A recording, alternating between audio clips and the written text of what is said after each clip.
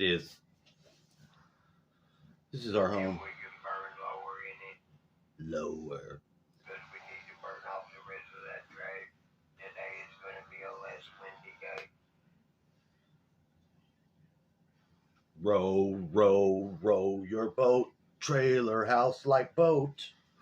Gotta keep it astrally fucking up and float. Row, row, row them arms. Gotta make 'em stretch. I am just a captain on a fucking pirate wretch. Our trailer, we are trailer trash. Not in the traditional sense. We have a wonderful trailer here. That's why I'm flexing and doing the arms. Because our burn barrel out there is experiencing high winds. And see, I'm trying to keep out the plague rats. It's very difficult. See, we have a couple of problems here in this house. Not major problems, but everything in the material world breaks down. It breaks down. Like, for example, we have our stove right here, and our stove doesn't have the vent working. You need a whole new top of the range. You have to get one of those special. The fan should suck out the grease from cooking, but it doesn't work. And you know what happens? The grease turns into some type of steam and turns into a river and flows out along the condensation lines. There's a river of grease. Now this helps the bugs. They try to eat it, but I've been kicking their fucking ass. And all you have to do to win, if it's even possible. And I continue to bitch. But I'm deadly sure that you can make your house into an astral boat. Do a little dream practicing, little orgone use. I keep most of my issues in my cube.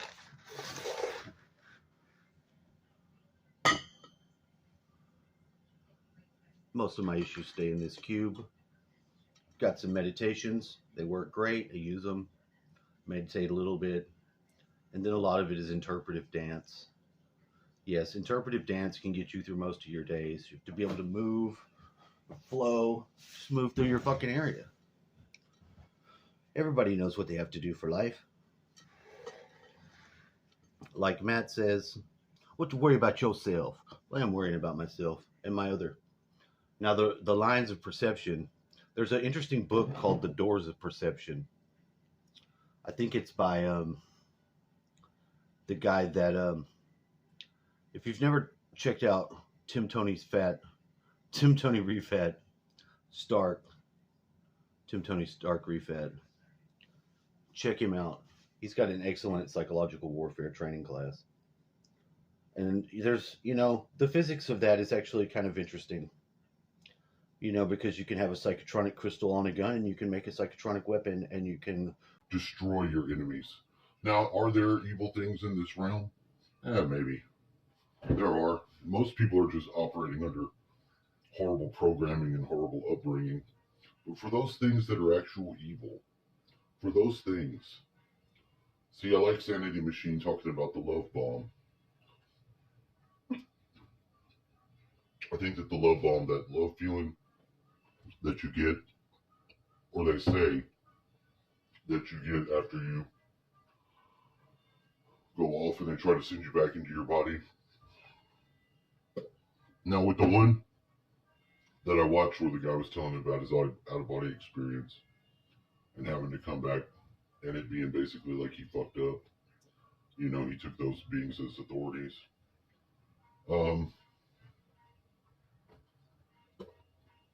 They could be entities playing games. They could be. I don't think you should take them as authority. And I don't think anybody can make you come back. Now, if you got to come back into your own body, I don't know. You make me reincarnate here for another life? No, sir. I'll come back into my own body. I'll probably already now agree to that. That if I have some sort of out of body experience, I would agree to come back to my body and not abandon my people. Although I know it's an illusion. It's some sort of, what did Einstein call it? He called it a very persuasive illusion.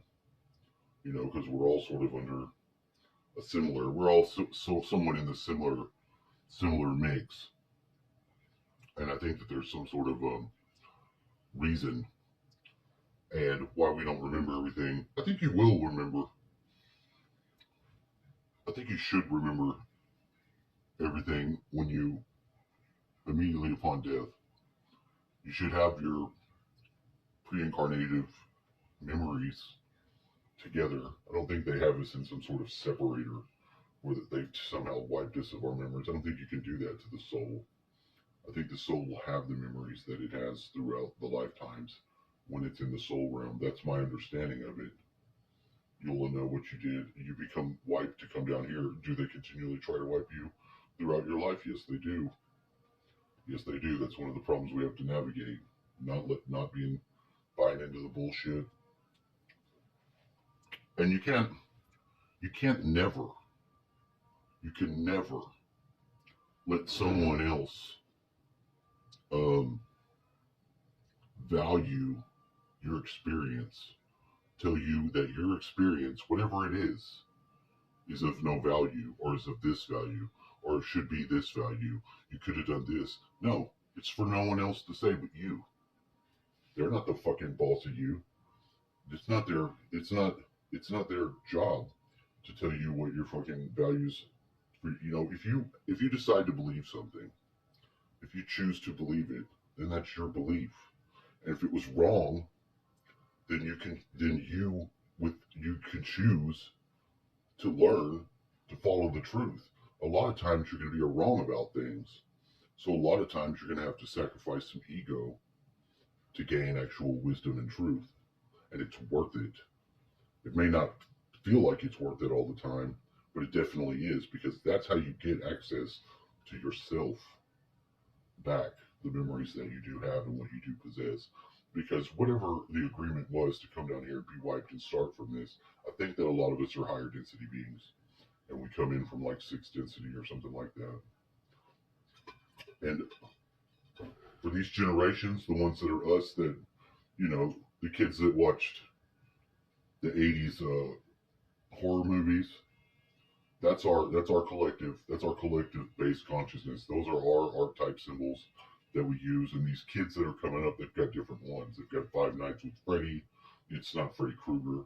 We got Freddy fucking Krueger. I got Freddy Krueger cut the other night. Nearly died, or did die, or whatever. Fucking, but Freddy Krueger didn't get me because it was me. It was my own tool that I used for my last profession. It was the main tool you use. You have that, and you have a hammer. If you're a sheet metal worker, your snibs. I'm left-handed, so my left-handed snibs got me on this other side, and it was that Christ wound. They stick him in the spear over here in the back to get that liver, so the water will pour out. You know, we have these different points on our body because it is painful. It is like being in a hot closet or something like that. We step down to get here, but you know, and I don't know how much you can't have a continual experience of just bliss. I mean, how does that sustain that? Think about it. You to feel something good, you have to feel something bad.